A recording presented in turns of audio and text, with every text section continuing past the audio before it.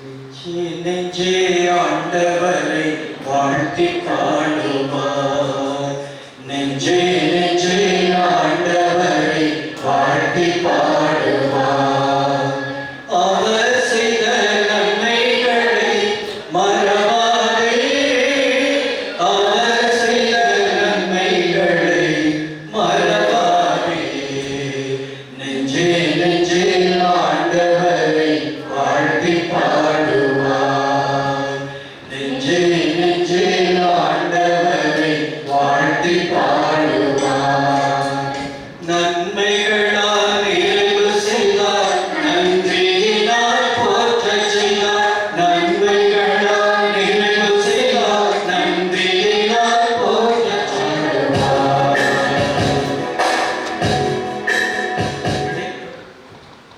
விண்ணக பிறப்படைந்த நம்முடைய அருட்பணியாளர் அல்போன்சாமி அவர்களுக்காக நன்றி ஜெபங்களை ஏறெடுத்து ஆண்டவருக்கு நன்றி சொல்லி ஆண்டவரை மகிமைப்படுத்துவோம். இறைவன் இந்த நல்லதொரு பணியாளரை இந்த மறை மாவட்டத்திற்கு தந்து இந்த தலம் அவரால் அடிக்கோடிடப்பட்டு அடிக்கல் நாட்டப்பட்டதாக நாம் பார்க்கிறோம். உருவாக்கப்பட வேண்டும், இது ஒரு மையமாக வேண்டும். அருள்படை தியான மையமாக, நற்செய்தி பணியாளர்கள் உருவாக்கமாக, அருட்பணியாளர்களுக்கு அருள்படையிலே ஒரு பயிற்சி தளமாக அமைய வேண்டும் என்பது அவருடைய கனவு. அது நிறைவேறிக் கொண்டிருக்கிறது. எனவே ஆண்டவருக்கு நன்றி சொல்லுவோம். பல்வேறு விதங்களில் அவருடைய பணிகளில் இறைவனுடைய அனுபவத்தை பெற்றவர்கள் தான் பலர் இருக்கிறோம். அந்த விதத்தில் நன்றி ஜெபங்களை ஒரு சிலர் ஏறெடுத்து ஆண்டவருக்கு நன்றி சொல்லுவோம். அதனுடைய பதிலுரையாக நாம் நன்றிக்குரிய பாடல்களை மட்டும் 2 வரை மட்டும் பாடிக்கொள்வோம். அமர்வோம்.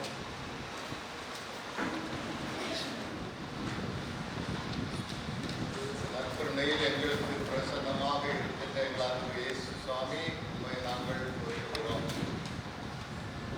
அப்பத்தின் வடிவிலே நீர் எங்களோடு எப்போதும் உடன் இருக்கின்றீர்.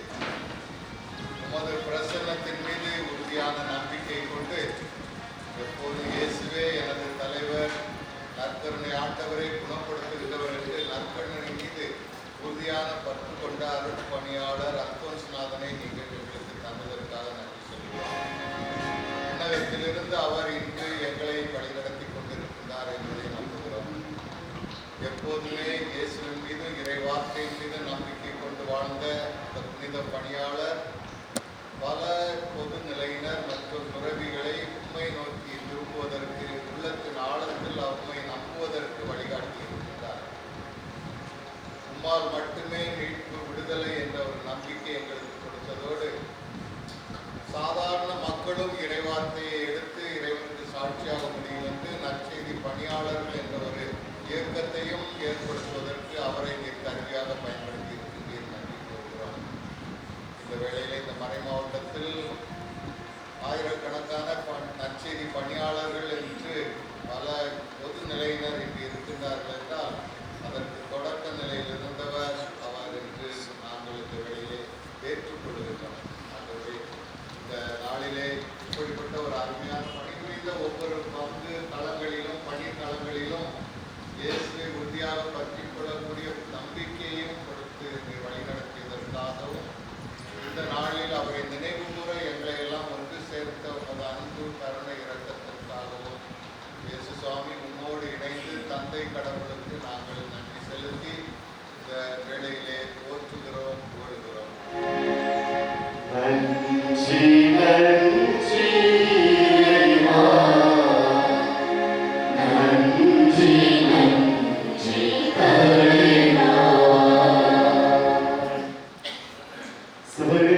மறைமாநிலத்தில் இருந்து ஒரு பணியாளரை எம்மாவுஸ் ஆன்மீக மையத்திற்கு அனுப்பினேன்.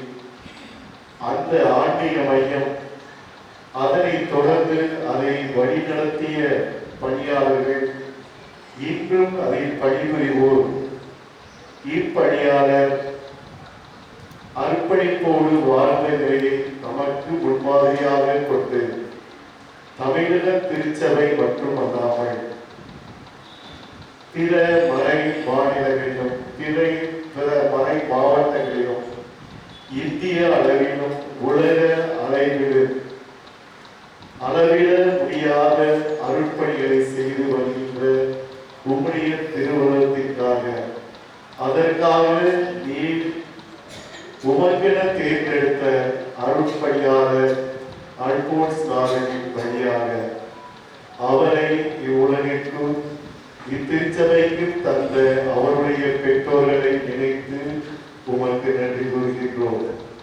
அவருடைய உடன்பிறப்புகள், அவருடைய குடும்பத்தாரும் இப்பணிக்கென பல இடங்களிலும் பணிபுரிந்தார்கள்.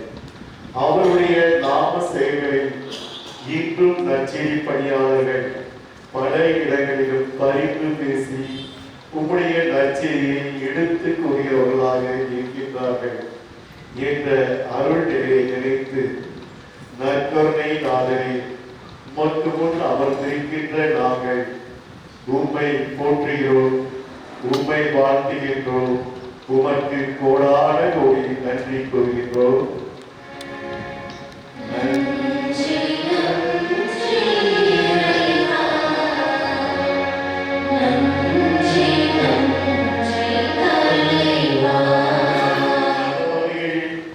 எத்தனையோ அருட்பணியாளர்களே இங்கு அழைத்து வந்து, எத்தனையோ நற்செய்தி பணியாளர்கள் இந்த தளத்தில் பணியாற்றிட இந்த அல்போன்ஸ் நாதனை நீ ஒரு கருவியாக இந்த தல திருச்சபையில் உருவாக்கியதே இறைவா உமக்கு நன்றி.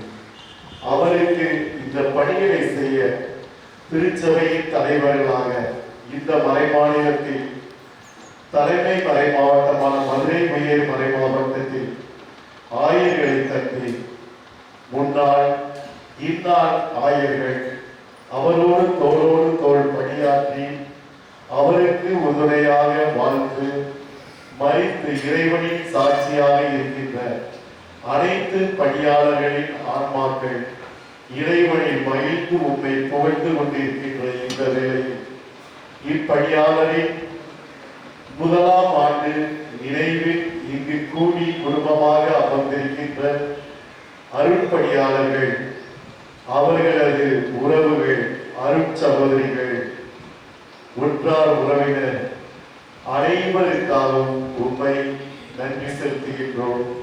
உம்முடைய அருட்துணை தொடர்ந்து இத்தல திருச்சபையையும் இந்த அருங்குடை மையத்தையும் தாங்கி வழிநடத்த வேண்டும் என்று இறைவா உமக்கு கோடான கோடி நன்றி கூறுகின்றோம்.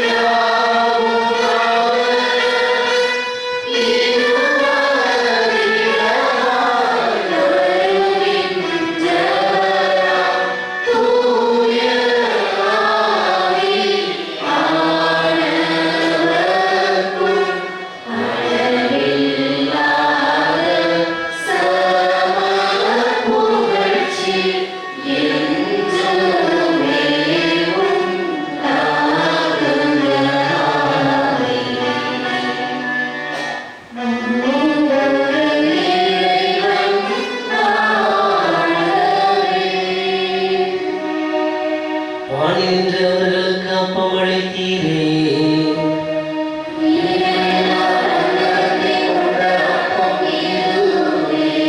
மன்றாடுவோமாக. இறைவா, இந்த வியப்புக்குரிய அருளுடையாளத்தில் உம்முடைய பாடுகளின் நினைவை எங்களுக்கு விட்டுச் சென்றீர். திருவுடல் திருரத்தம் ஆகியவற்றின் தூய மறைபொருளை வணங்கும் நாங்கள் உமது மீட்பின் பயனை இடைவிடாமல் துணர்ந்து மகிழ அருள்வீராக. தந்தையாகிய இறைவனோடு தூயாவினாரின் ஒன்றிப்பில் இறைவனாய் என்றென்றும் வாழ்ந்து ஆட்சி செய்கின்ற உம்மை மன்றாடுகின்றோம்.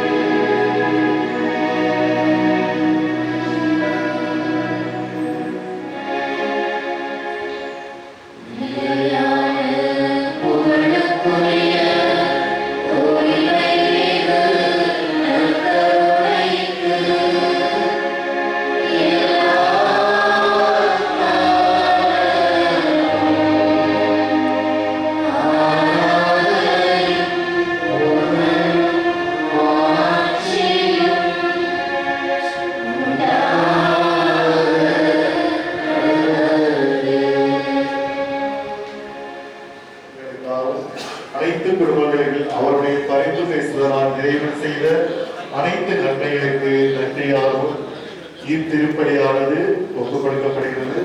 அற்படியாளரின் வழியாக இறைவன் செய்த அனைத்து நன்மைகளை நினைத்தவர்களாக இத்திருப்படியில் ஆண்டவரின் திருச்சன்னிலையில் ஆனந்தமுடனே பாடி மகிழ்வோம்.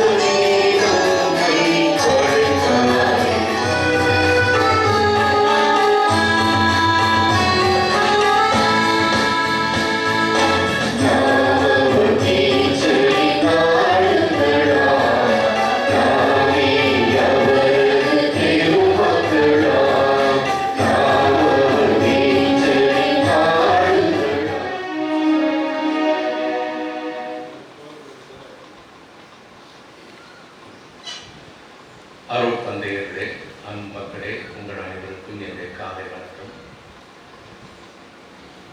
ஒருவேளை நீங்கள் யோசிக்கலாம், நான் ஏன் தலைமையேற்று இந்த திருக்குறளை நிறைவேற்றுகிறேன் என்று. அருள் தந்தை அல்போன்ஸ்நாதன் என்னுடைய உடன்தோழர். நாங்கள் 7 பேர் ஒன்றாக மதுரை உயர்மறை மாவட்டத்திற்காக 1978ஆம் ஆண்டு ஏப்ரல் மாதம் 16ஆம் நாள் திருநிலைப்படுத்தப்பட்டோம். ஒவ்வொருவருமே தனித்தனி திறமை உடையவர்கள் என்பதை அன்றே அறிந்ததனால்தான் எங்களுடைய குருத்துவ நினைவாக ஒரு வீணையின் பல ராகங்கள் என்ற ஒரு புத்தகம் வெளியிட்டோம். ஒவ்வொருவருக்கும் இறைவன் திறமையை கொடுத்திருக்கிறார். அந்த திறமையை இறை பணிக்காக பயன்படுத்த வேண்டும் என்கின்ற ஒரு நோக்கத்தோடு தான் எங்களுடைய குருத்துவ வாழ்க்கையை தொடங்கினோம். இன்றைக்கு நானும் என்னுடைய உடன்கூட சந்தியா பக்கத்தில் இருக்கிற நாங்கள் 2 பேர் தான் இப்போ உயிரோடு இருக்கிறோம். மற்ற 5 ஏற்கனவே இறைவனை சேர்ந்து விட்டார்கள். அவர்களையும் இன்றைக்கு நினைவு கூறும்படியாக உங்களை அழைக்கின்றேன். Father Alphonsnathan, father Mariyaraj, father Padmanathan, father Jeganathan, father Joseph Selvaraj 7 பேர் நாங்கள் மதுரை உயர்நிலை மறைமாவட்டத்திற்காக திருநிலைப்படுத்தப்பட்டோம். பிறகு மறைமாவட்டம் பிரிக்கிற பொழுது ஃபாதர் அல்போன்ஸ்நாதன், சந்தியாவு இவர்கள் இருவருமே சிவகங்கை மறைமாவட்டத்திற்கு வந்தார்கள். திண்டுக்கல் பிரிந்த பொழுது ஃபாதர் பட்மநாதன் திண்டுக்கல் மறைமாவட்டத்தை சேர்ந்தவராக பணியாற்றினார். மதுரை உயர் மேல்மாற்றத்திற்கு நாங்கள் 3 பேர் இருந்தோம். ஜெகநாதன், ஜோசப் செல்வராஜ், மரியராஜ், என்னோடு சேர்த்து 4 பேர். இன்றைக்கு நாங்கள் இருவர் இன்றைக்கு அருள் தந்தை அல்போன்ஸ்நாதனுடைய இறப்பின் முதல் ஆண்டு நினைவு கூறுவதோடு மற்ற 4 பேரையும் சேர்த்து 5 இந்த திருப்பலியிலே நினைவு கூர்ந்து இந்த திருப்பலியை நிறைவேற்றுகின்றோம். எனவே இந்த திருப்பலியில் நீங்களும் இணைந்து இந்த அருள் தந்தையர்கள் இறைவனை ஆற்றிவிட்டு இப்பொழுது இறைவனின் அருள் இரக்கத்தோடு பரிசை பெறுவதற்காக இறைவனின் மகிமையில் பங்கு கொள்வதற்காக காத்திருக்கும் வேளையிலே அவர்களுக்காக ஜெபிப்போம். அவர்கள் ஆற்றிய பணிக்கு இறைவன் கைமாறு கொடுப்பார் என்ற நம்பிக்கை உண்டு என்றாலும் நம்முடைய நம்பிக்கை இன்றைக்கும் இறந்தவர்களுக்காக ஜெபிக்க வேண்டும் என்று எதிர்நோக்கி இருக்கிறது. இந்த திருச்சபை எதிர்நோக்கின் ஜூபிலி ஆண்டிலே வாழ்ந்து கொண்டிருக்கிற நாமும் இவர்களோடு நாமும் ஒரு நாள் சேருவோம், இணைவோம் மகிமையில் என்ற நம்பிக்கையோடு இந்த திருப்பலியை துவங்குவோம். தந்தை, மகன், தூய ஆவியாரின் பெயராலே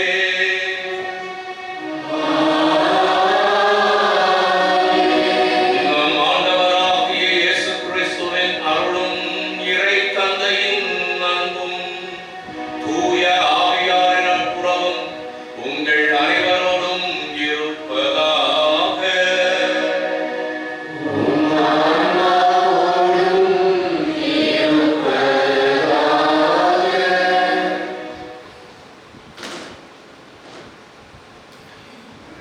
விண்ணகமே நமது தாய்நாடு என்கிற தூய பவுலின் கூற்றுக்கேற்ப பிறந்த நாம் ஒவ்வொருவரும் ஒரு நாள் கண்டிப்பாக இறந்தே ஆக வேண்டும் என்பது இயற்கையின் நியதி.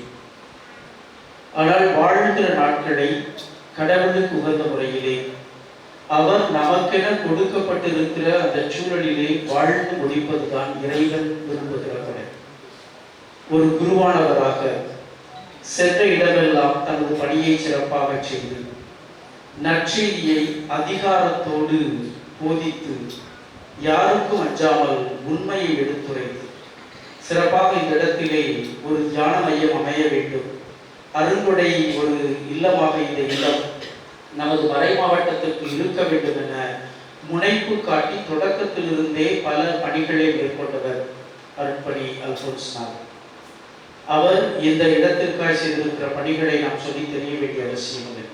இங்கே ஒரு சிற்றாலயம் ஒன்று இருந்ததாகவும் இங்கே அருளானந்தர் வந்து சென்றதாகவும் பல பேச்சு வழக்குகள் இருக்கிறது. பேர்பட்ட ஆசீர்வாதமான அந்த இடத்திலே நமது அந்த இறை வாழ்வும் தூய்மை பெற வேண்டும் என இந்த இடத்தை இறைவனுக்கு இடமாக மாற்ற வேண்டும் என உழைத்ததால் தான் இன்று நீங்களும் நானும் இந்த ஓராண்டு நினைவிலே இங்கு கூடி வந்திருக்கிறோம்.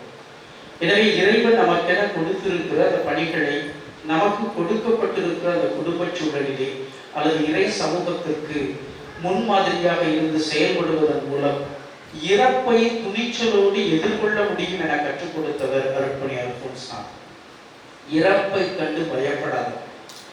நான் அவர் இறக்குற அந்த கடைசி ஒரு 3-4 ஆண்டுகள் அவரோடு அதிகம் தொடர்பில் இருந்தவர். அவர் வாசித்த புத்தகங்கள் எல்லாம் எனக்கு ஆச்சரியத்தை கொடுத்தது. பல நேரங்களிலே என்னிடம் சொல்வார், இது வாங்கி கொடுத்தவர் அப்படின்னு. அவர் சொல்லுகிற புத்தகங்கள் எல்லாம் அந்த டெசர்ட் ஃபாதர்ஸ் எழுதிய புத்தகங்கள், அவருடைய வாழ்க்கை சரித்திரம் குறித்த புத்தகங்கள். அவருடைய கண்ணோட்டமே முழுவதுமாக மாறியதை போன்றிருந்தது. பல நேரங்களிலே அந்த புத்தகங்கள் இந்தியாவில் கிடைக்காத புத்தகங்கள், யுஎஸ்ல மட்டும்தான் கிடைக்கும், இல்லை இத்தாலியில மட்டும்தான் கிடைக்கும். அது மாதிரியான ஒரு குறிப்பிட்ட புத்தகங்களை தேர்ந்தெடுத்து படிப்பதிலே மிகவும் ஆர்வம் காட்டினார். இறைவனுக்கு இறுதி வரை நான் தகுதியுடையவனாக இருக்க வேண்டும் என்பதிலே தன்னை தயாரித்துக் கொண்டு, எனவேதான் அவருக்கு இறைவன் ஒரு வாய்ப்பை கொடுத்தார். நான் இன்னும் ஒரு சில நாட்களில் இறந்து விடுவேன் என்பதை அவர் மிகவும் நன்கு அறிந்தார். பலருக்கு அந்த வாய்ப்பு கிடைப்பது கிடையாது. அதான் சதிதி மரணத்திலிருந்து இறைவன் நம்மை காக்க வேண்டும் என்று ஜெபிக்கிறோம்.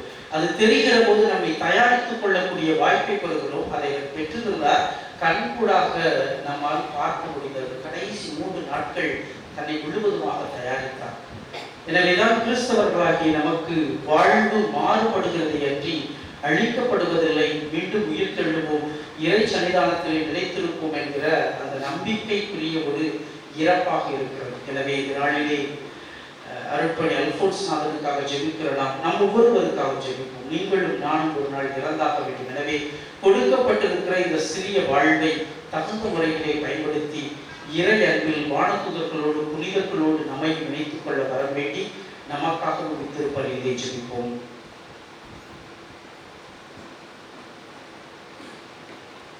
எல்லாம் வல்ல இறைவனிடமும்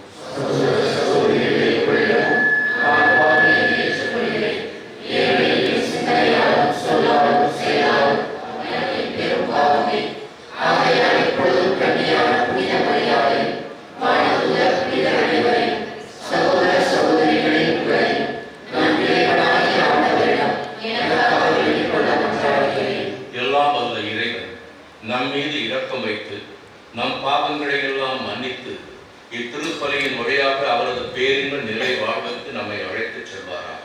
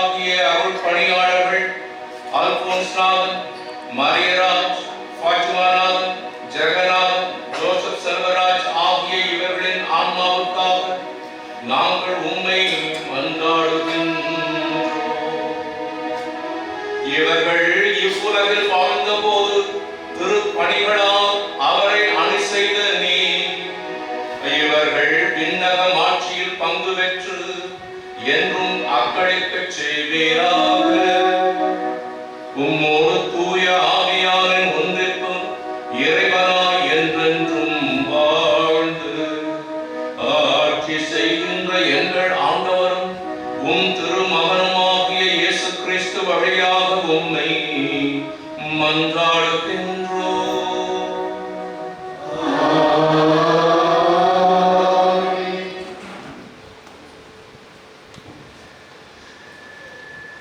முதல் வாசகம். திருத்தூதர் பவுல் பிலிப்பியருக்கு எழுதிய திருமுகத்திலிருந்து வாசகம். அதிகாரம் 3 இறை திருவசனங்கள் 17 முதல் அதிகாரம் 4 இறை திருவசனங்கள் 1 முடிய. சகோதர சகோதரிகளே, நீங்கள் அனைவரும் என்னை போல் வாழுங்கள். நாங்கள் உங்களுக்கு காட்டிய முன்மாதிரியின்படி வாழ்பவர்களை பின்பற்றுங்கள். கிறிஸ்துவின் சிலுவைக்கு பகைவர்களாய் நடப்போர் பலர் உள்ளனர். அவர்களை பற்றி பன்முறை உங்களிடம் கூறியுள்ளேன். இப்பொழுதும் கண்ணீரோடு சொல்கிறேன். அழிவே அவர்கள் முடிவு, வயிறே அவர்கள் தெய்வம், மானக்கேடே அவர்கள் பெருமை. அவர்கள் எண்ணுவதெல்லாம் மண்ணுலகை சார்ந்தவை பற்றியே. நமக்கோ விண்ணகமே தாய்நாடு. அங்கிருந்துதான் மீட்பராம் ஆண்டவர் இயேசு கிறிஸ்து வருவார் என காத்திருக்கின்றோம். அவர் அனைத்தையும் தமக்கு பணிய வைக்க வல்ல ஆற்றலால் தாழ்வு கூறிய நம் உடலை மாற்றி கூறிய தம் உடலின் சாயலாக உருமாற்றுவார். ஆகவே என் அன்பார்ந்த சகோதர சகோதரிகளே, என் வாஞ்சை கூறியவர்களே, நீங்கள் என் மகிழ்ச்சி, நீங்களே என் வெற்றி வாகை. என் அன்பு கூறியவர்களே, நான் கூறியவாறு ஆண்டவரோடு உள்ள உறவில் நிலைத்திருங்கள். ஆண்டவர் வழங்கும் அருள்வாக்கு.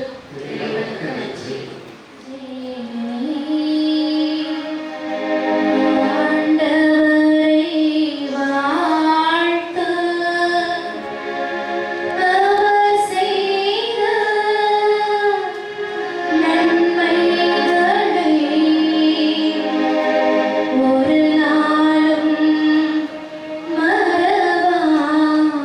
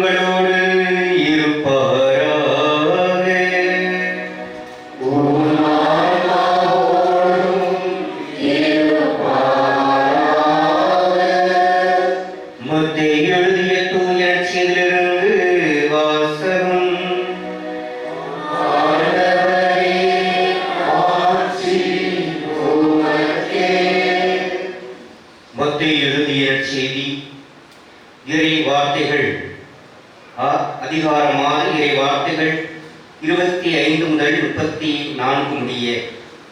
மத்தேயு எழுதிய நற்செய்தி அதிகாரம் 6 இறை வார்த்தைகள் 25 முதல் 34 முடிய.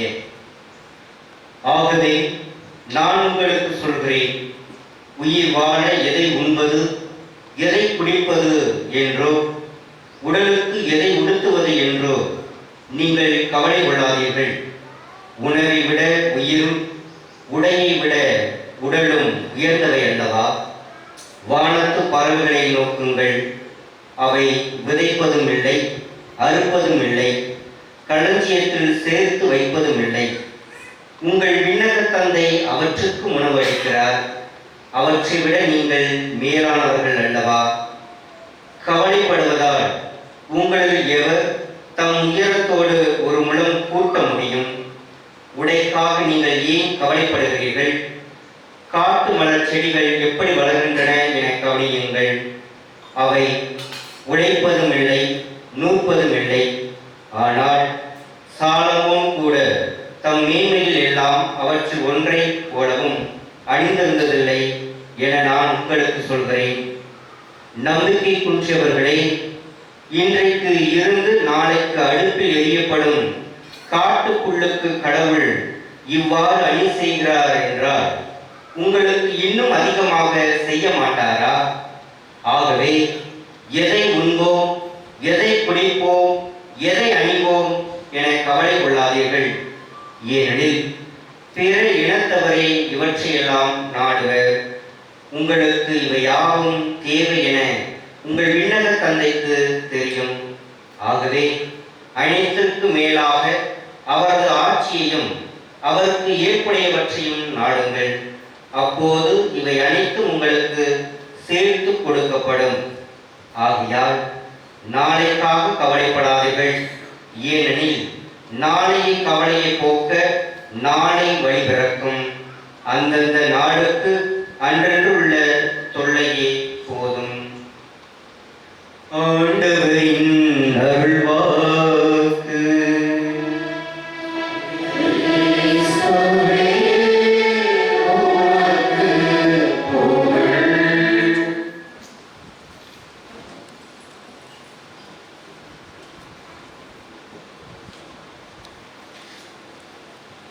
இயேசுவில் இனிமிகு சகோதர சகோதரிகளே, அருள்பணி அல்போன்ஸ் மாதன் அவர்களுடைய விண்ணக பிறப்பின் முதலாம் ஆண்டு நினைவேந்த திருப்பலியிலே நாம் கலந்து கொள்கிறோம். இதை ஏற்பாடு செய்த அருள்பணி அரசின் அவர்களுக்கு என்னுடைய நன்றிகள்.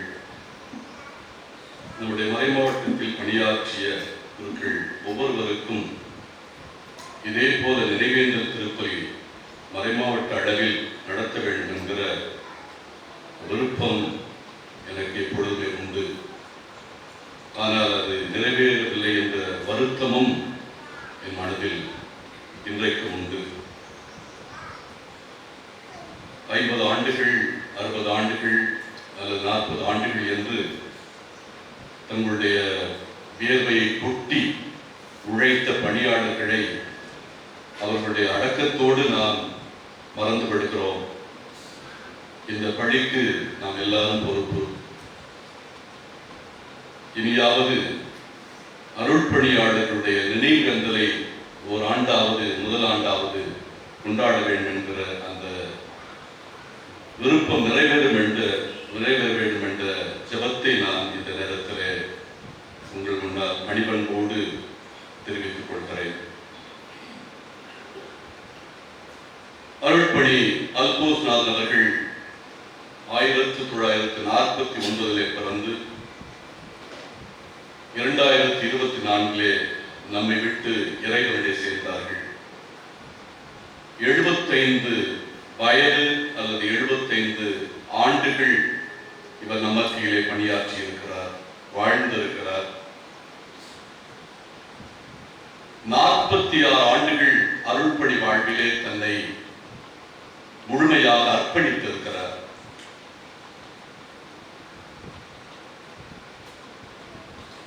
இவருடைய அருள்பணி வாழ்வின் காலத்திற்கு முந்தியது பிந்தியது என்று நாம் கணிக்கின்ற போது 3 சிந்தனைகள் இவருடைய காலத்திற்கு சொந்தமானவை.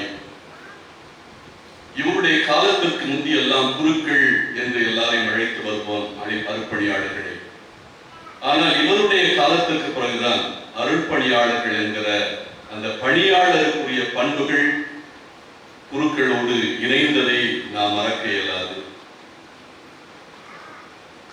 இவருடைய காலத்திற்கு முன்னால் குருவானவரை நாம் பார்க்கிற போதெல்லாம் சாமி சர்வேசனுக்கு தோஸ்திரம் என்று சொல்வோம். அதை கேள்வியாக கூட பலர் சொல்வார்கள். ஏன் துரத்துறன்னு சொல்ற என்று கூட சொல்வார்கள். இவருடைய காலத்துக்கு பிறகு இறையாட்சி வருக என்கிற முழக்கம் இருந்தது, இயேசுவுக்கு புகழ் என்கிற முழக்கம் இருந்தது. ஆனால் இன்றைக்கு இயேசுவுக்கு புகழ் என்பது நம்முடைய தமிழகம் முழுவதும் பறந்து விரிந்திருப்பது இவருடைய காலத்துக்கு பின்பு.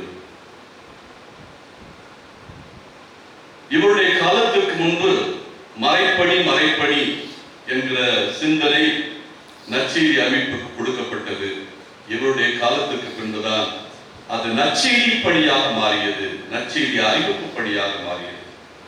நான் ஏன் இவர் காலத்திற்கு பின்பு என்று சொல்கிறேன் என்றால், இதற்கெல்லாம் இவர் மட்டும் பொறுப்பல்ல, இவர் காலத்தில் வாழ்ந்த அத்தனை குருக்களும் இதற்கு பொறுப்பு என்பதை நாம் மறந்துவிடக் கூடாது.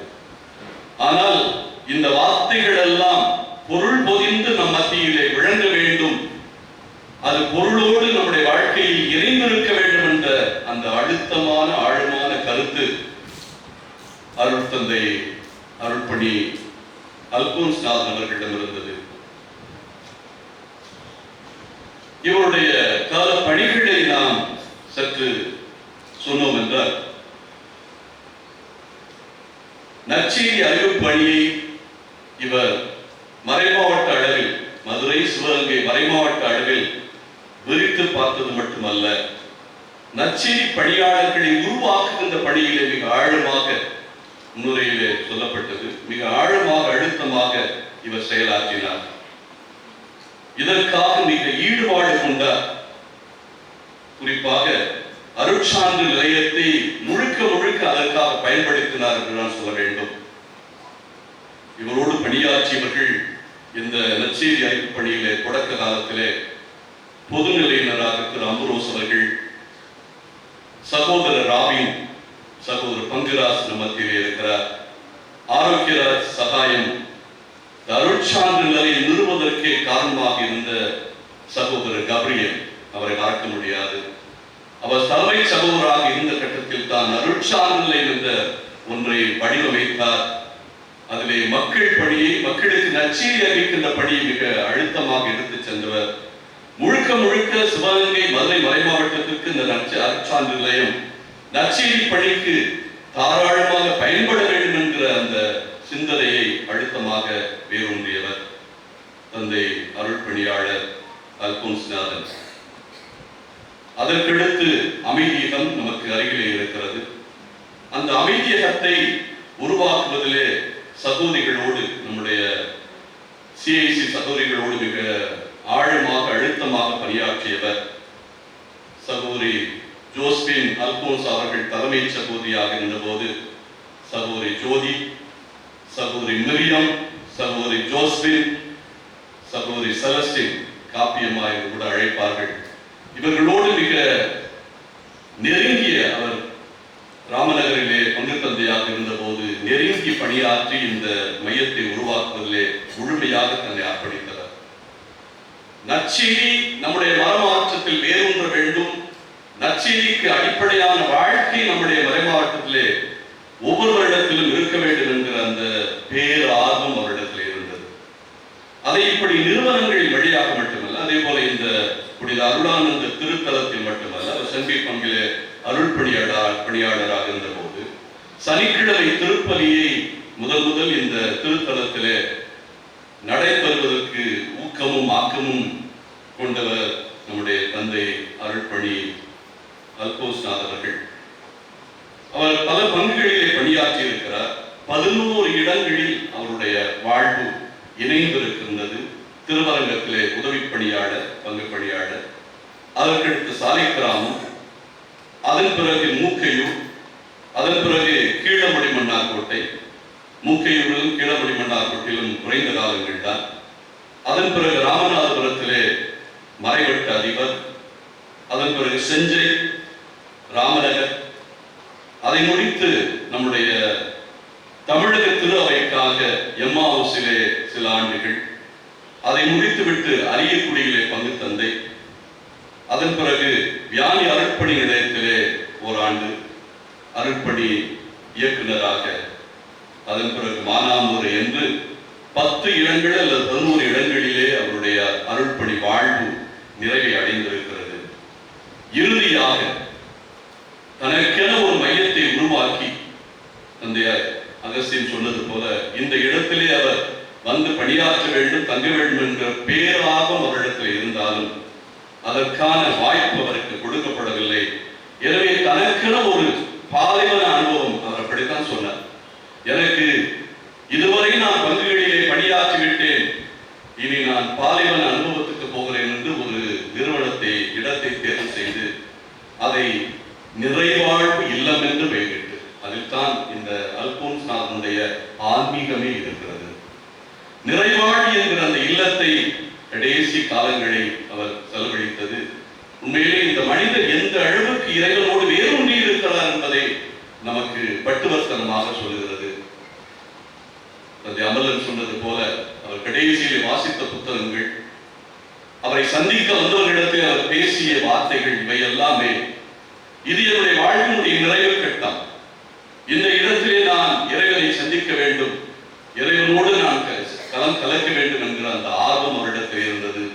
எனவே 5 ஆண்டுகள் அந்த இடத்திலே முழுமையாக தன்னுடைய வாழ்வை அந்த புனித நிறைவு வாழ்விற்காக தயாரித்தார் என்றுதான் சொல்ல வேண்டும்.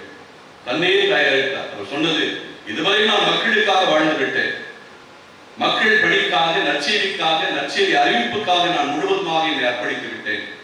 இனி நான் எனக்காக வாழ வேண்டும், என்னுடைய ஆன்மீகத்தை நான் தெளிவுபடுத்த வேண்டும், இறைவனிடத்திலே வருகின்ற போது அதற்கு சரியான பதிலை நான் கொடுக்க வேண்டும் என்கிற நிலையில் இந்த நிறைவாழ் இல்லத்தை அவர் உருவாக்கி அதிலே போய் சேர்ந்தார்.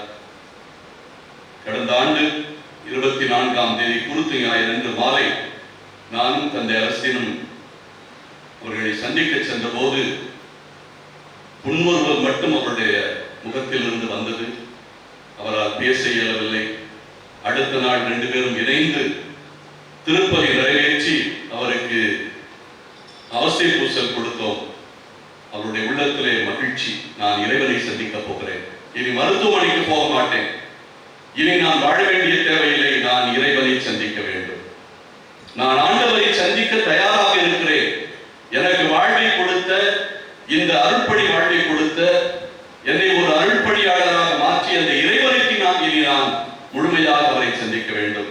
எனவே அதற்கு நான் தயாரிக்கிறேன் என்று ஒரு நல்ல அருள்பணியாளராக தன்னுடைய இறுதி பயணத்தை முடித்தார். அருள்பணி அல்போன்ஸ்நாதர்களுடைய சித்தாந்தம் இன்றைக்கு வாசிக்கப்பட்ட அந்த 2 வாசகங்களில் உள்ளடக்கமாக இருக்கிறது. எனவே நான் மத்திய நற்செய்தி 6ஆம் அதிகாரம் 25 முதல் 34 பிலிப்பியர்களின் திரும்ப 3ஆம் அதிகாரம் 16ஆம் வசனத்திலிருந்து 17ஆம் வசனத்திலிருந்து 4ஆம் அதிகாரம் 1ஆம் வசனம் வரை நான் எடுத்துக்கொண்டேன். இவருடைய வாழ்க்கை சித்தாந்தத்தை 5 நிலைகளில் நான் பார்க்கிறேன். ஏறக்குறைய 1986க்கு முன்னால் எனக்கும் அருட்பணி அல்போன்ஸ் அவர்களுக்கும் தொடர்பு அதிகம் இல்லை. சாலை கிராமத்தில் அவர் பணியாற்றிய போது கிறிஸ்து பிறப்பு விடுமுறைக்கு அவருடைய பங்கிலே நானும் என்னுடைய வகுப்பு தோழர் 2 பேரும் பவுல் குருத்துவ கல்லூரியில் இருந்து பணிக்காக சென்றிருந்தோம். அந்த ஒரு வாரம்தான் அவருடைய தொடர்பு.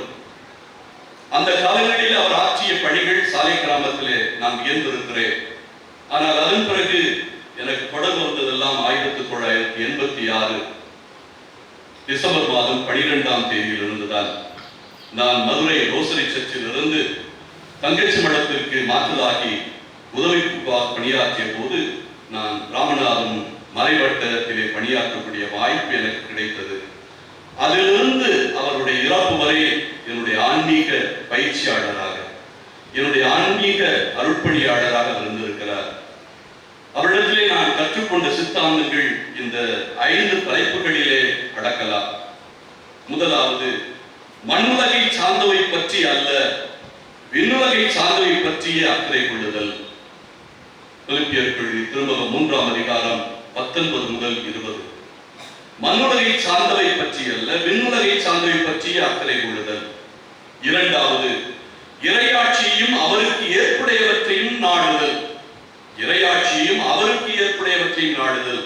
மத்தேயு நற்செய்தி 6ஆம் அதிகாரம் 33. மூன்றாவது, ஆண்டவரோடுள்ள உறவில் நிலைத்திருத்தல். பிலிப்பியருக்கு எழுதிய திருமுகம் 4ஆம் அதிகாரம் 1. நான்காவது, நாளைக்காக கவலை கொள்ளாதிருங்கள். நாளைக்காக, மறுநாளுக்காக கவலை கொள்ளாதிருங்கள். மத்தேயு நற்செய்தி 6ஆம் அதிகாரம் 34. 5, இலக்கை நோக்கி ஓடுதல்.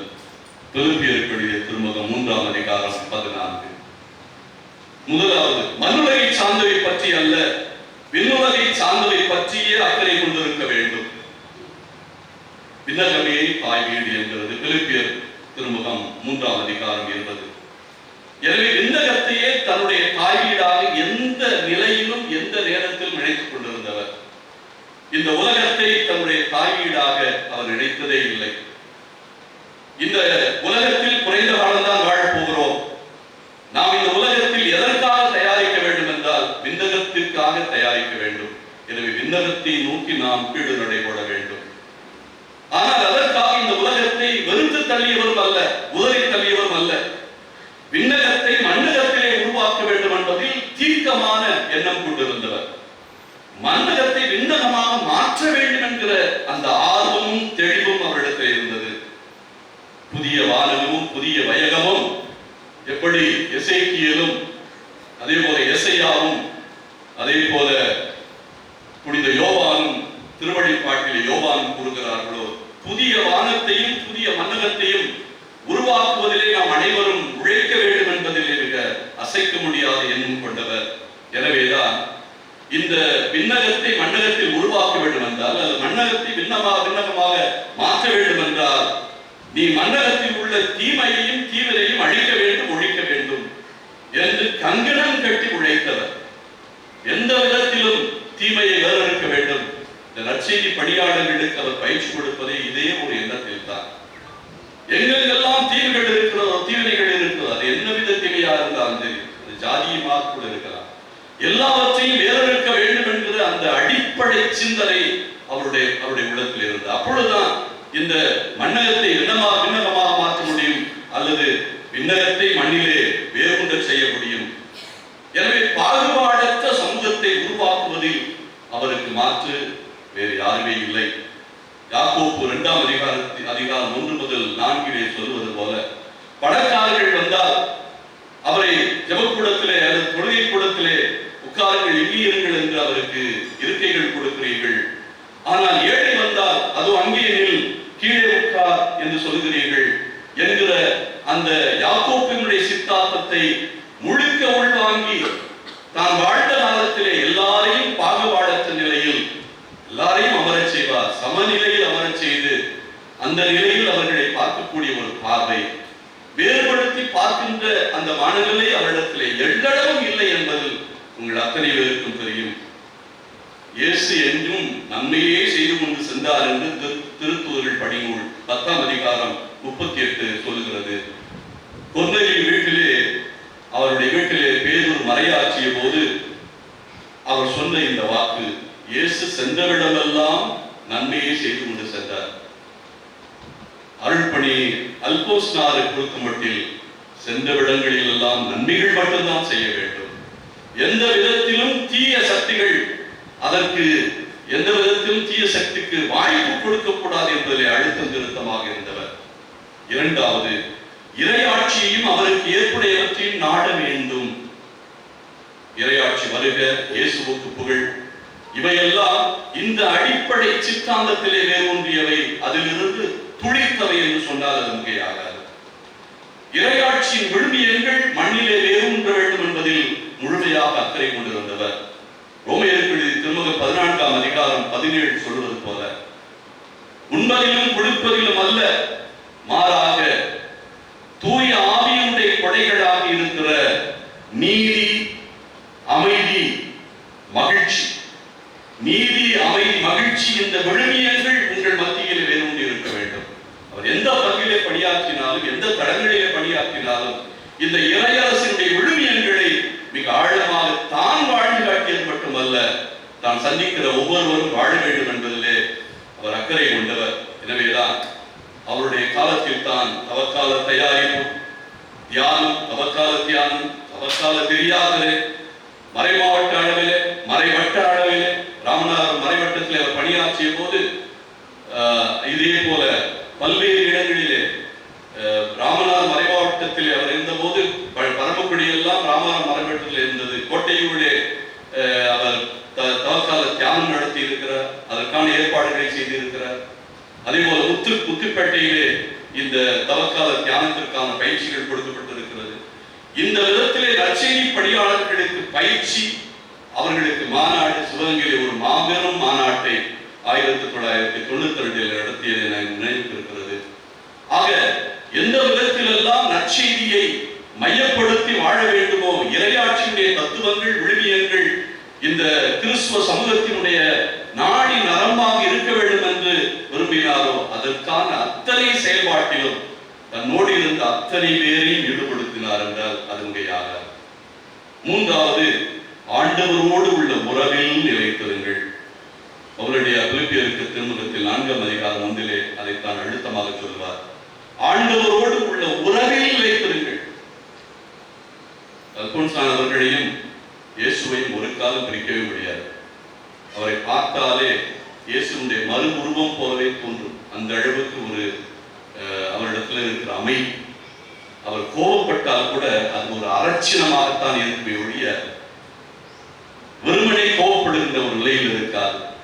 ஏதாவது நீதிக்கு எதிராக அநீதி செயல் நடக்கின்ற இடத்தில் அவருக்கான கோபம் இருக்கும். மற்ற நிலைகளில் எல்லாம் எப்படிப்பட்ட மக்களாக இருந்தாலும் சரி, அல்லது அருள்பணியாளர்களாக இருந்தாலும் சரி, அவர்களை நல்வழிப்படுத்த வேண்டும், அவர்களுக்கு ஒரு மனமாற்றத்தை ஏற்படுத்த வேண்டும், மறைமாவட்டத்திலே பாதிக்கப்பட்ட குருக்களை எல்லாம் ஒழுங்குபடுத்த வேண்டும், அவர்களை சரியான பாதையில் கொண்டு செல்ல வேண்டும், குறிப்பாக இளம் குருக்களை சரியான பாதையில் வழிநடத்த வேண்டும் என்கிற அந்த ஆக்கமும் எதிர்பார்ப்பு அவருடைய வாழ்நாளிலே கடைசி வரை இருந்ததை என்னால் உணர முடிந்தது.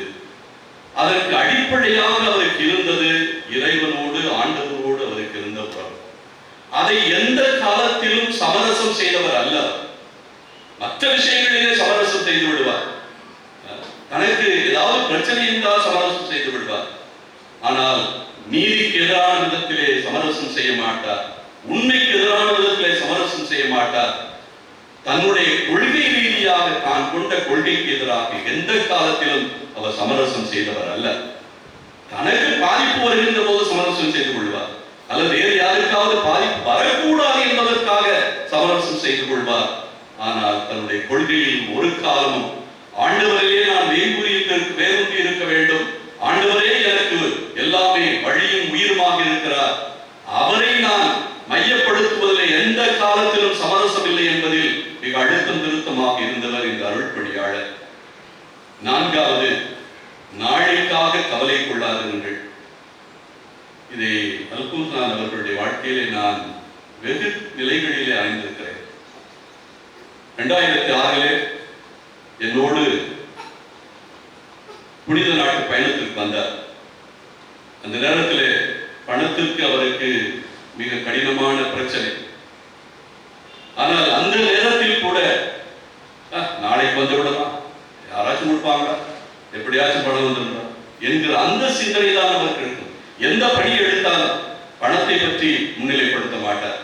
அந்த வேலையை செய்ய வேண்டும், காசு வரும்டா, யாராச்சும் கொடுப்பாங்களா.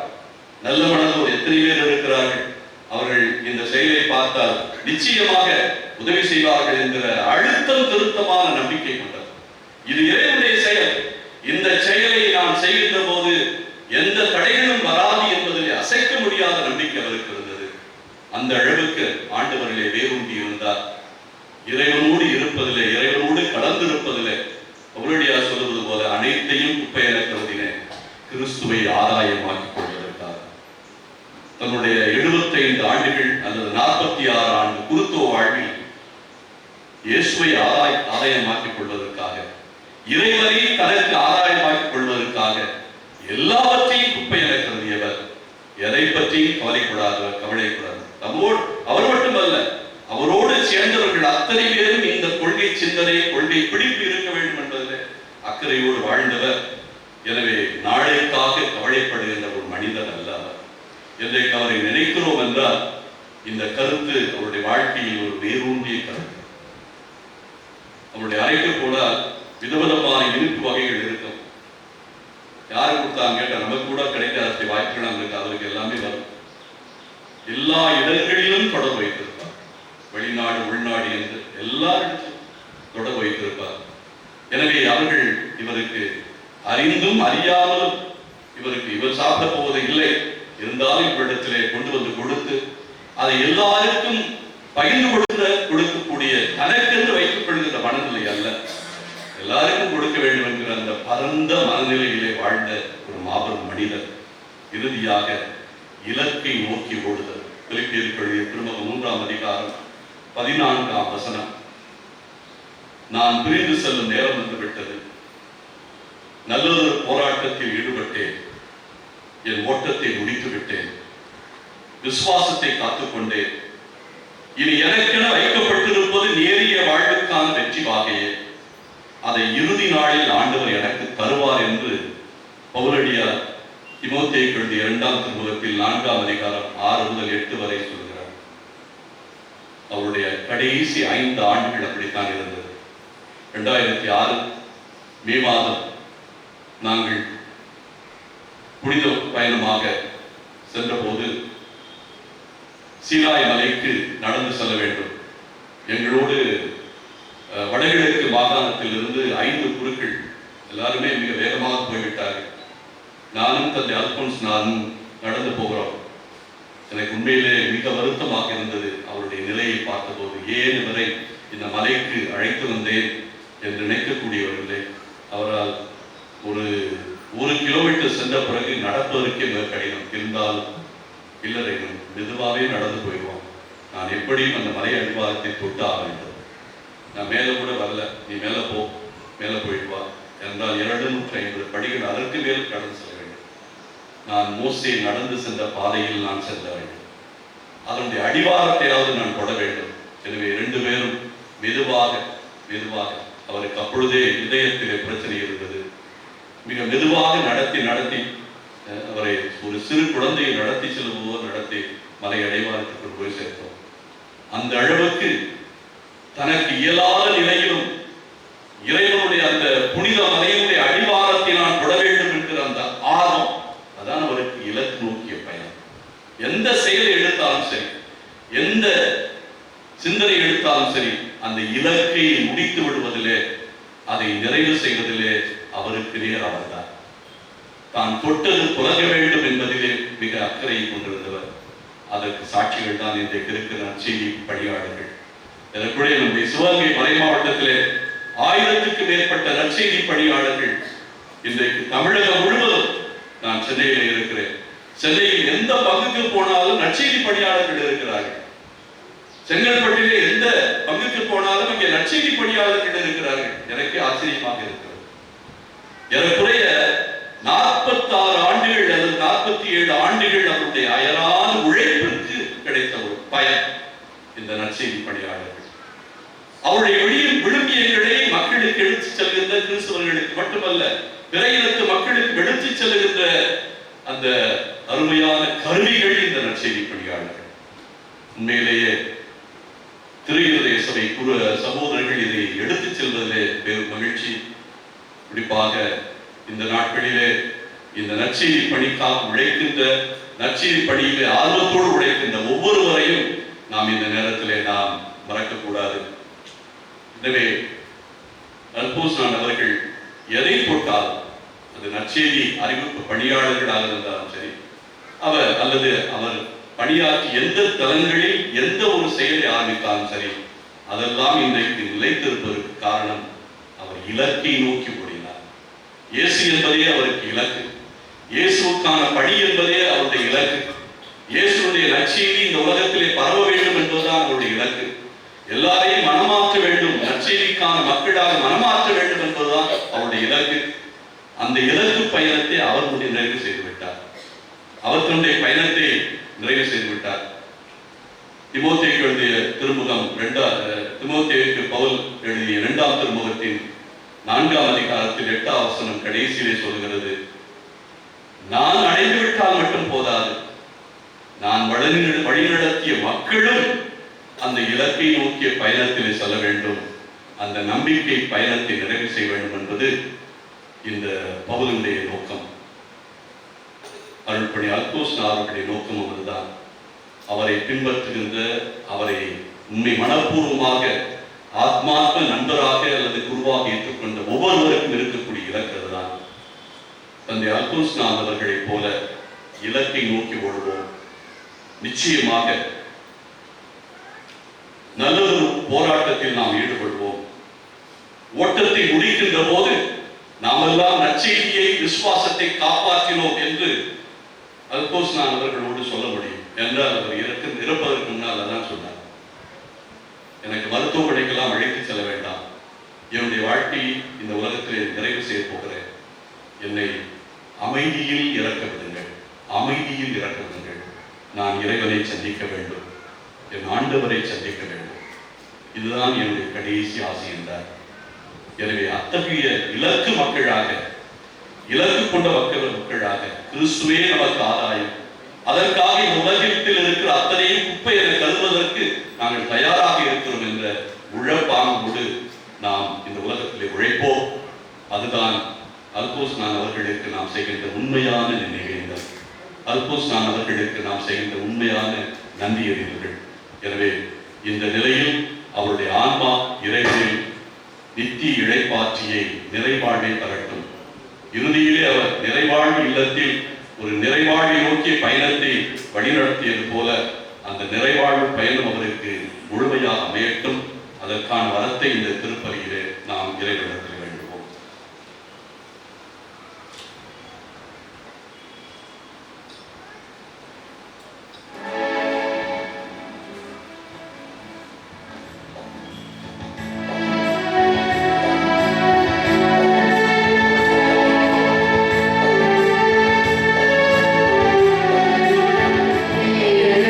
துன்பத்தை பறக்கின்றோம், நீ ஒரு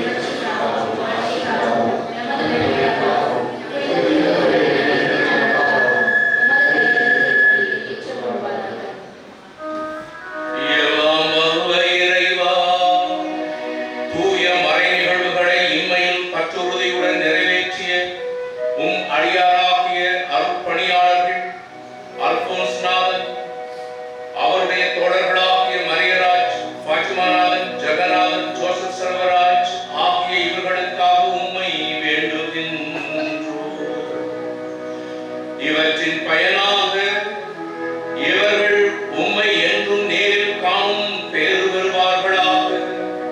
எங்கள் ஆண்டவராகிய கிறிஸ்து வழியாக உம்மை மன்றாடுகின்றோம்.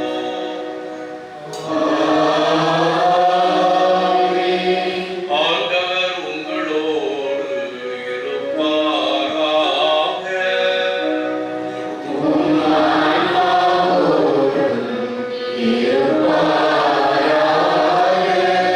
இதயங்களை மேலே எழுப்புங்கள்.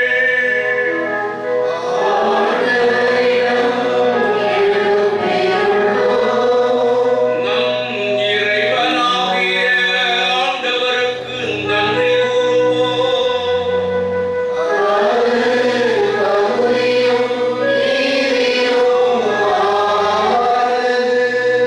ஆண்டவரே, தூயவரான தந்தையே, என்றும் உள்ள எல்லாம் வல்ல இறைவா, எங்கள் ஆண்டவராகிய கிறிஸ்து வழியாக எந்நாளும் எவ்விடத்திலும் நாங்கள் உமக்கு நன்றி செலுத்துவது மெய்யாகவே தகுதியும் நீதியும் ஆகும்.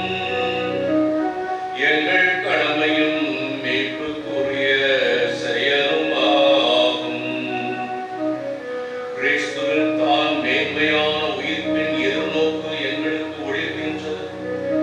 சாவது திண்ணம் எனும் நியதி எங்களை வருத்தத்தில் ஆழ்த்தினால் வரவிருக்கும் அழிவில்லா வாழ்வு இனி உண்டு எனும் வாக்குறுதி எங்களுக்கு ஆறுதல் அளிக்கின்றது. ஏனெனில் ஆண்டவரே, உம் நம்பிக்கையாளர்களுக்கு வாழ்வு மாறுபடுகிறது என்று அழிக்கப்படுவதில்லை. இந்த மன்னக வாழ்வின் உறைவிடம் அடைந்ததும் விண்ணகத்தில் நிலையான வீடு ஆயத்தமாக இருக்கின்றது. ஆகவே வானதூதர் முதன்மை வானதூதரோடும் அரியணையில் அமர்வோர் தலைமை தாங்குவோரோடும் வான் படைகளின் அணிகள் அனைத்தோடும் சேர்ந்து நாங்களும் உமது ஆட்சியை புகழ்ந்து பாடி முடிவின்றி சொல்வதாவது.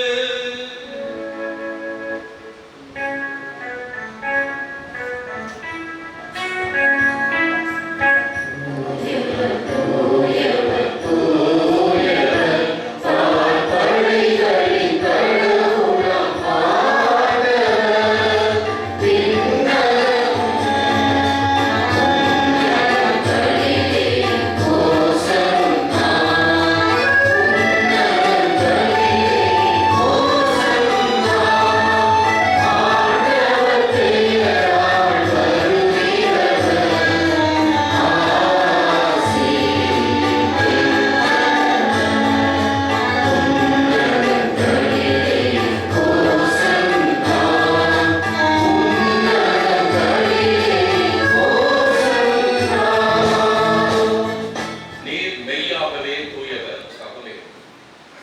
ஏனெனில் உம் திருமகனாகிய எங்கள் ஆண்டவர் இயேசு கிறிஸ்து வழியாக தூய ஆவியாரின் செயலாற்றலால் அனைத்தையும் உயிர்த்து தூய்மைப்படுத்துகின்றீர்.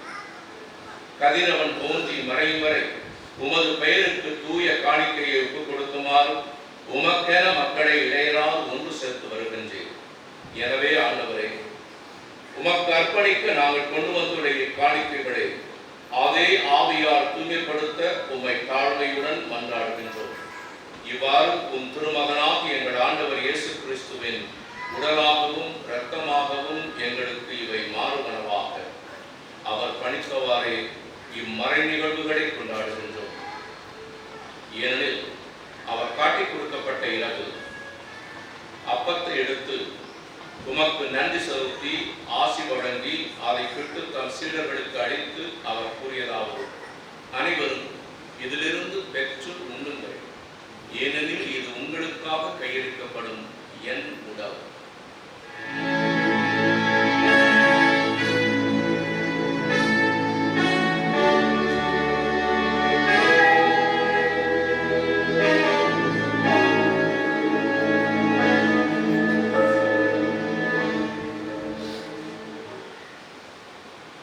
அவனுமே இரவு விருந்தை அருந்தியவின் கிண்ணத்தையும் எடுத்து உமக்கு நன்றி செலுத்தி ஆசி வழங்கி அதை தம் சீடர்களுக்கு அளித்து அவர் கூறியதாவது: அனைவரும் இதிலிருந்து பெற்று பருகுங்கள். ஏனெனில் இது புதிய நிலையான உடன்படிக்கைக்கு உரிய என் ரத்தத்தின் கிண்ணம். இது பாவ மன்னிப்புக்கென்று உங்களுக்காகவும் பலருக்காகவும் சிந்தப்படும். இதை என் நினைவாக செய்யுங்கள்.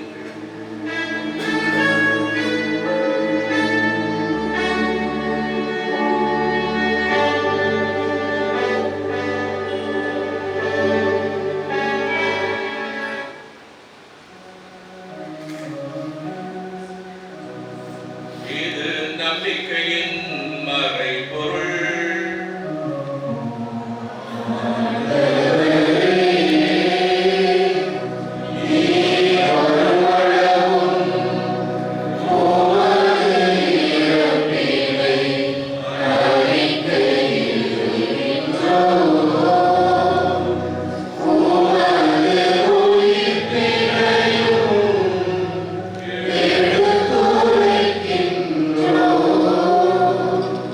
ஆகவே ஆண்டவரே, உம் திருமகன் மீண்டும் வருவார் என எதிர்பார்த்திருக்கும் நாங்கள் இப்புனிதமான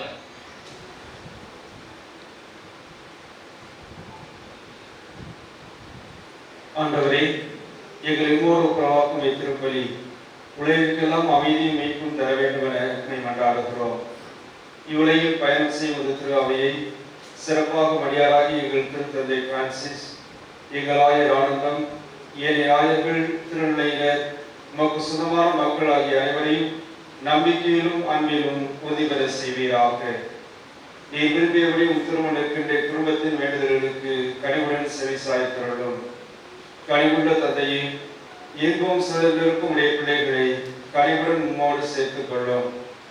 இறந்து போன எங்கள் சகோதர சகோதரிகளையும் இன்று நாங்கள் நினைவு கூர்ந்து ஒப்புக் கொடுக்கின்ற அல்பரி அல்போன்ஸ்நாதன், மரியராஜ், அமிர்தநாதன், ஜெகநாதன், ஜோசப் செல்வராஜ் என்னும் அடியார்களையும் போதவர்களாய் வாழ்ந்து இவ்வுலகை விட்டு சென்ற அனைவரையும் உமது ஆட்சியில் கனிவுடன் ஏற்றருளும். நாங்களும் அமர்ந்து சேர்ந்து அவர்களோடு உமது ஆட்சியால் என்றும் மனநிறைவு அடைவோம் என எங்கள் ஆண்டவராகிய கிறிஸ்து வழியாக எதிர்நோக்கி இருக்கின்றோம். இவர் வழியாகவே நீ உலகிற்கு எல்லா நன்மைகளையும் வழங்குகின்றீர்.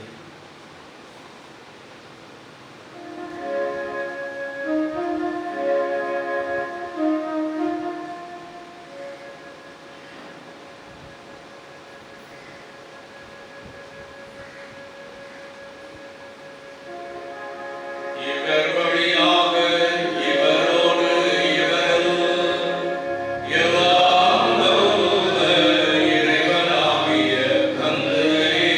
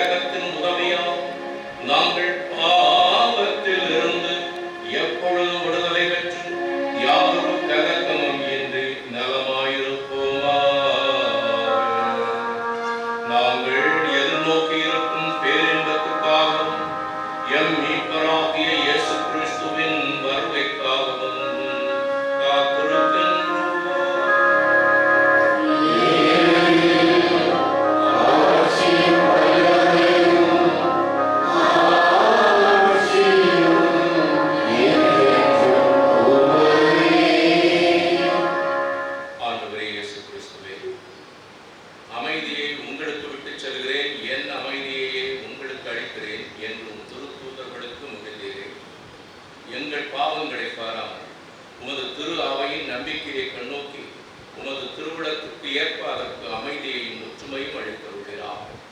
என்றென்றும் வாழ்ந்து ஆட்சி செய்கின்றது நீரே. ஆண்டவருடைய அமைதி உங்களோடு என்றும் இருப்பதாக.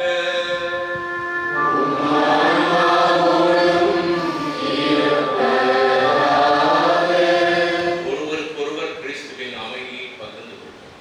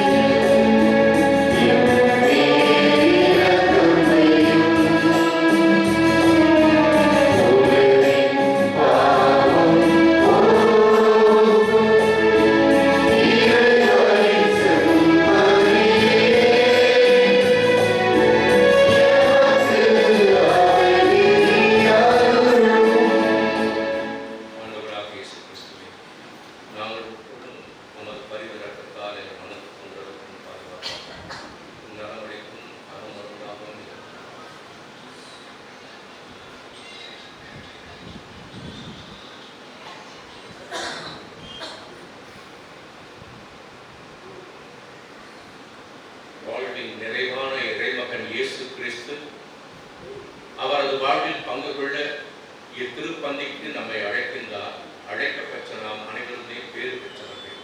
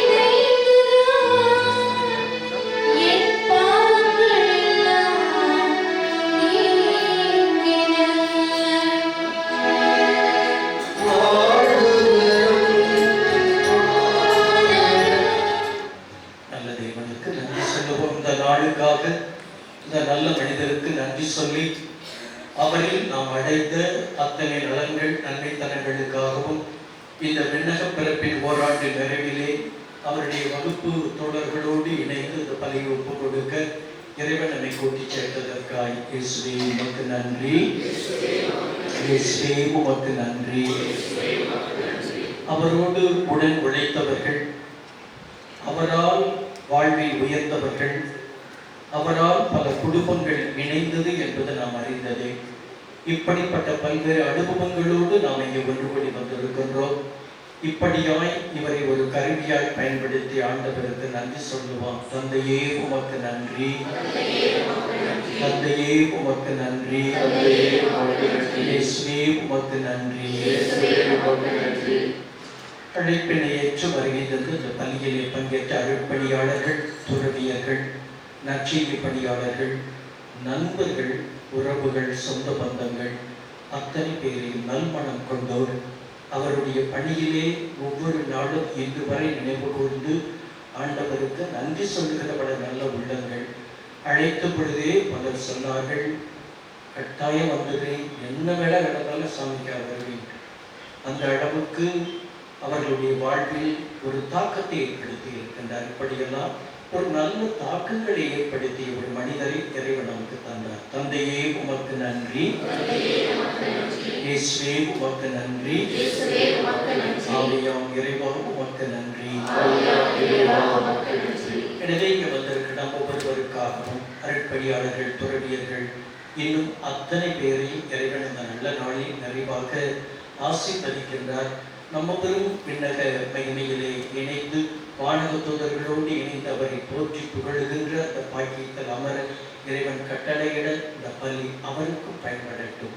அவளமாய் அவருக்காக ஜெபிக்க நம்மை அனைவரையும் ஒன்று கூட்டியதற்காக இயேசுவே உமக்கு நன்றி, இயேசுவே உமக்கு நன்றி, இயேசுவே உமக்கு நன்றி.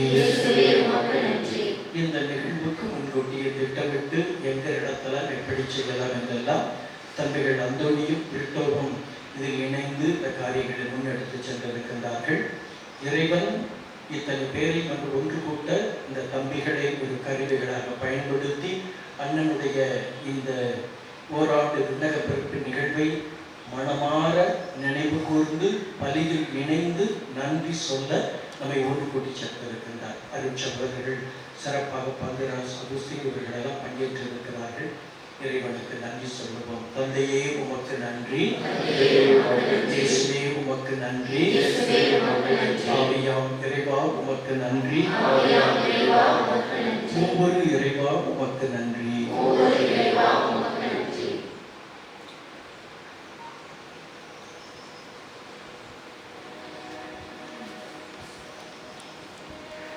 மன்றாடுவோமாக. இறைவா, மீட்பளிக்கும் திரு உணவை உட்கொண்ட நாங்கள் உம்மை கனிவுடன் கெஞ்சி வேண்டுகின்றோம். அதனால் உம் அடியார்களாகிய அருட்பணியாளர்கள் அல்போன்ஸ்நாதன், மரியராஜ், பாட்மாநாதன், ஜெகநாதன், ஜோசப் செல்வராஜ் ஆகிய இவர்களை இவ்வளவு உம்முடைய அருள் அடையாளங்களை வழங்குபவராக ஏற்படுத்திய நீ விண்ணகத்தில் அவை வெளிப்படுத்தும் உண்மையால் ஊட்டம் பெறச் செய்வீராக. எங்கள் ஆண்டவராகிய கிறிஸ்து வழியாக உம்மை மன்றாடுகின்றோம். ஆண்டவர் உங்களோடு இருப்பாராக.